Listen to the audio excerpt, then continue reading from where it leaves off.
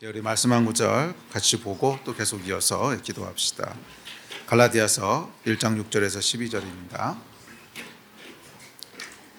우리 한 목소리 읽습니다. 시작.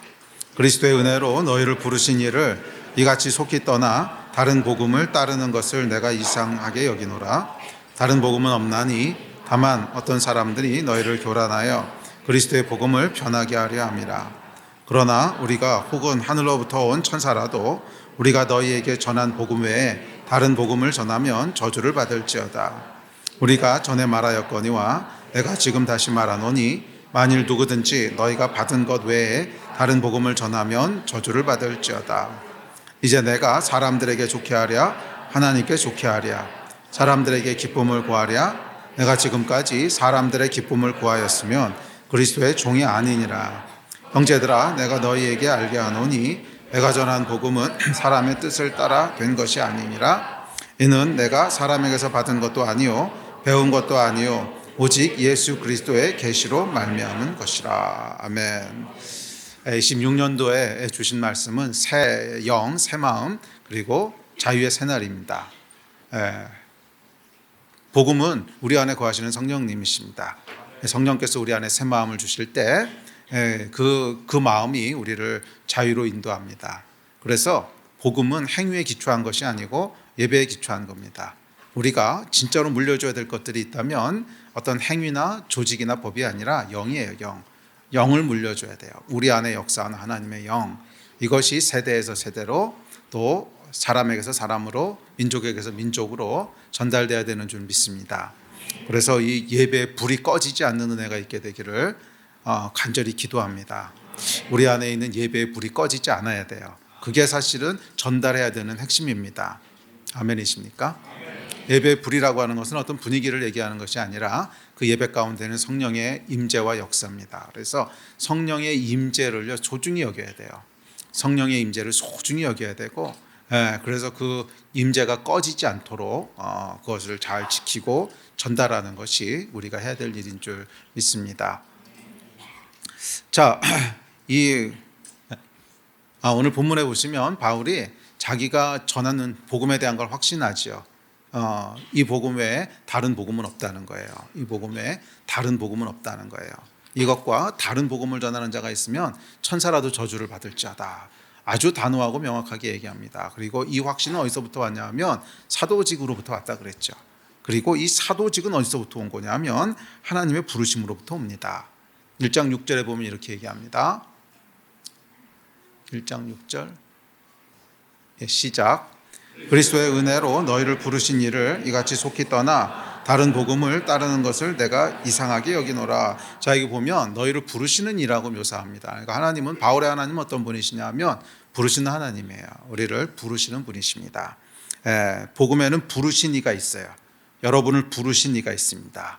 그러니까 스스로 진리를 찾아 여기까지 온 거 아니죠. 부르신 이가 우리를 이곳까지 부르신 거예요. 우리를 구원으로 부르시고 또 우리를 수원 하나교회로 부르시고 또 우리를 예배 가운데로 부르셨습니다. 그러니까 우리가 여기까지 온 것은 그 부르심의 응답함으로 온 거예요. 부르심의 응답함으로 온 겁니다. 아멘. 믿음으로 응답함으로 이곳까지 오게 된 겁니다. 우리가 스스로 온 게 아니죠. 그래서 성경은 뭐라 그러냐면 하나님을 부르시는 하나님이다 이렇게 묘사합니다. 우리 하나님의 중요한 속성 중에 하나가 부르시는 하나님이라는 거예요. 성경에 보면 이렇게 얘기합니다. 시작.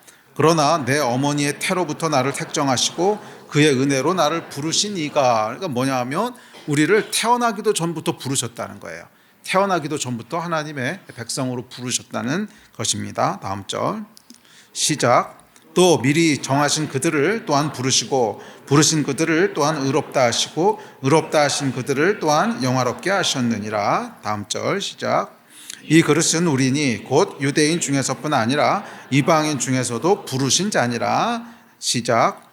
혹 믿지 아니하는 자가 갈리거든 갈리게 하라. 형제나 자매나 이런 일에 구애될 것이 없느니라. 그러나 하나님은 화평 중에서 너희를 부르셨느니라. 그러니까 성경에 보면 다음 절 시작.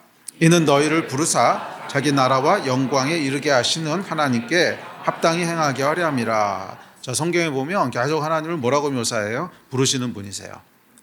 그래서 창조 이전부터 우리를 부르셨고 죄 가운데서 우리를 부르시고 은혜로 부르시고 하나님의 영광에 이르기까지 부르시고 계속 부르시는 분이십니다. 그래서 믿음이라고 하는 건 뭐냐 하면 이 하나님의 부르심에 응답하는 거예요. 자, 부르심이라고 하는 것은 헬라어로 보면 칼레오라고 하는 단어인데 이것은 부르다, 이름 짓다, 초대하다 이런 뜻입니다. 그러니까 하나님은 칼레오의 하나님, 부르신 하나님이라고 하는 건 뭐냐 하면 단순히 이리 와봐 하고 부르는 것만 묘사하는 게 아니라 원어의 의미에 의하면 우리를 부르시는 분, 그리고 이름을 지으시는 분이란 뜻이에요. 그러니까 이름이라고 하는 건 뭐죠? 정체성이죠. 너는 어떤 존재야? 이것은 하나님의 부르심 가운데 결정되는 거예요. 바울이 나는 사도야. 그게 어떻게 결정된 거예요? 하나님의 부르심 가운데 결정된 거죠. 그러니까 저와 여러분도 마찬가지입니다. 내가 어떤 존재인가 하는 것은 세상에서의 성취에 의해서 결정되는 게 아니에요. 여러분들이 뭔가를 열심히 하고 성취하고 뭐 졸업장을 얻고 학위를 따고 그래서 주어지는 것이 아니라 하나님의 부르심으로 주어지는 거예요. 그래서 하나님의 부르심을 듣고 딱 응답해서 나가면 그 앞에 뭐가 있어요? 이름이 있다는 거예요. 이름이. 너는 어떤 존재야 하는 이름이 있다는 거예요. 모든 하나님의 백성에게는 자녀라고 하는 위대한 이름을 주실 뿐만이 아니라 각 사람이 어떤 존재인지에 대한 이름을 주세요. 그게 뭐죠? 데스티니죠. 각 사람이 어떤 존재인지에 대한 이름을 주세요. 너는 다윗이야, 너는 뭐 사무엘이야, 너는 다니엘이야, 너는 사도고 선지자고 교사고 목사고 또 복음 전도자고 각 사람에게 그 어떤 존재인지에 대한 이름을 주신다는 거예요. 그리고 그 이름을 들을 때 우리가 흔들리지 않습니다. 그러니까 우리가 흔들리는 이유는 뭐냐면 이 부르심 앞에 서지 않았기 때문에 그래요. 부르심 앞에 서지 않았기 때문에 흔들리는 것이지 바울은 어느 정도로 흔들리지 않았냐면 자기가 전한 복음 외에 다른 복음을 전하는 자는 천사라도 저주를 받을지어다. 그러니까 그냥 자기 생명을 걸 정도의 확신이 있었던 거죠. 생명을 걸 정도의 확신이 있었던 거예요. 그리고 그런 확신은 어디서부터 주어져요? 하나님의 부르심 가운데 주어지는 거예요. 칼레오, 이름을 짓다. 그러니까 우리를 부르시는 것은 야 일로 와봐 하고 가까이로 부르시는 것뿐만이 아니라 우리가 어떤 존재인지에 대한 걸 말씀하신다는 거예요. 어떤 존재인지에 대한 걸 또한 거기에는 초대하다라는 뜻이 있다고 그랬죠. 그러니까 초대하다라고 하는 것은 좋은 곳으로 부르는 것을 초대한다 그러죠. 좋은 곳으로 부르는 것을 초대한다 그러지 뭐 나쁜 곳으로 부르는 걸 초대한다 그러진 않죠. 하나님께서 당신의 집으로, 당신의 잔치로, 기쁨으로, 자유로 초대하신다는 거예요. 그러니까 부르시는 하나님이라고 하는 것은 이 의미를 다 함축하고 있습니다. 그러니까 원어의 단어는 이게 이제 번역을 하면서 그런 뉘앙스들이 날아가 버리는 건데 그렇죠. 번역을 하면서 뉘앙스가 날아가죠. 그러니까 부르다라고 하는 칼레오라고 하는 단어가 있으면 원어로 들었을 때는 칼레오 그러면 부르다, 이름 짓다, 초대하다 이런 뉘앙스가 나같이 전달되는데 우리말로 번역할 때는 그거를 다 같이 포괄하는 단어가 없잖아요. 그러니까 그냥 그 중에서 제일 그 컨텍스트에 맞는 거를 하나를 뽑아서 번역할 수밖에 없어요. 그러니까 그냥 부르신다 이렇게 번역할 수밖에 없는데 사실은 그 안에 있는 의미들을 보면 부르다, 이름 짓다, 초대하다 이런 의미들이 있습니다. 그러니까 하나님은 어떤 분이시냐면 우리를 당신께로 부르시고 당신의 나라로 집으로 초대하시고 우리가 어떤 존재인지를 정해주시는 분이라는 거예요. 이를 들으시는 여러분 되시기를 바랍니다. 그걸 행하시는 분이 누구예요? 내주하시는 성령님이시라는 거예요. 그래서 성령께서 내주하실 때는 우리 안에 확신이 부어져요. 확신. 하나님에 대한 확신, 내가 어떤 존재인지에 대한 확신, 내가 어떻게 살아야 될지에 대한 확신, 이 확신들이 부어집니다. 그래서 이 확신을 붙잡고 갈 때 우리 안에 샬롬이 있는 거죠. 이게 확신이 없으면 계속 불안합니다. 생각해 보세요.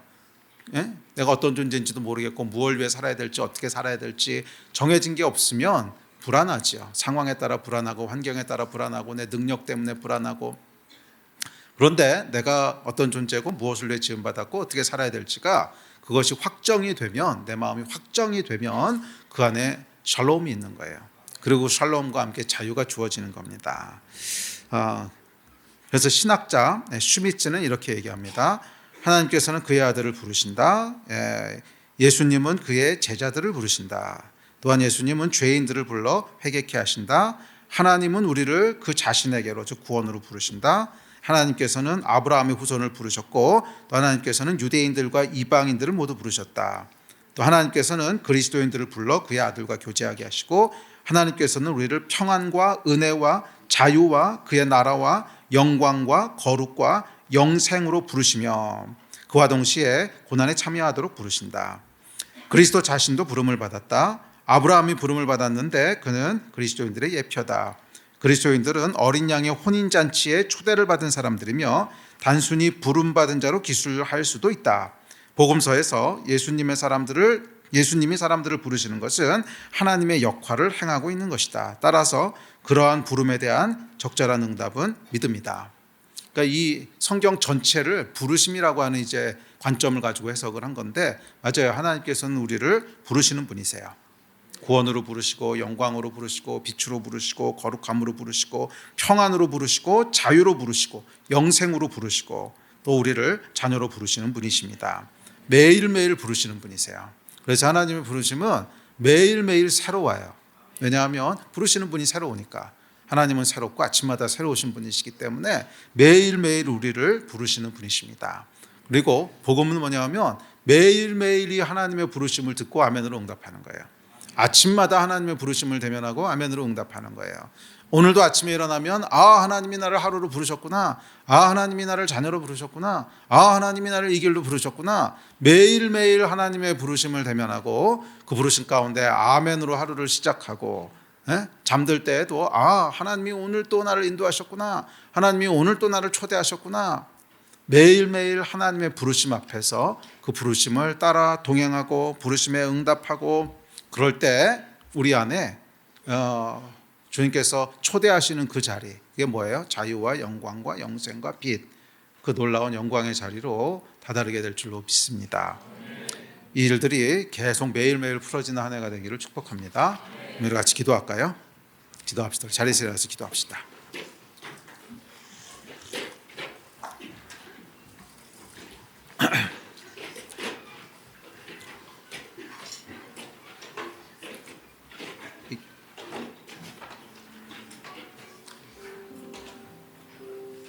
우리 다 같이 합심해서 기도할 때 우리가 하나님 앞에서 누군지가 그것이 확정되게 해달라고 기도합시다. 우리 안에 내주하시는 성령께서 우리가 어떤 존재인지, 우리는 어떤 존재지요? 하나님의 자녀예요. 종이 아니고 자녀예요. 하나님 우리 아버지세요. 우리를 부르시는 그 영광이 우리 안에 내주하시는 성령님으로 인하여 충만하게 계시되고, 그것을 우리가 믿음으로 아멘할 수 있도록 이 일을 위해서 우리 반응하면서 좀 기도합시다. 우리 다시 한번 기도하실 때 주 한번 부르짖고 다 같이 우리 한 목소리 합심해서 기도하시겠습니다.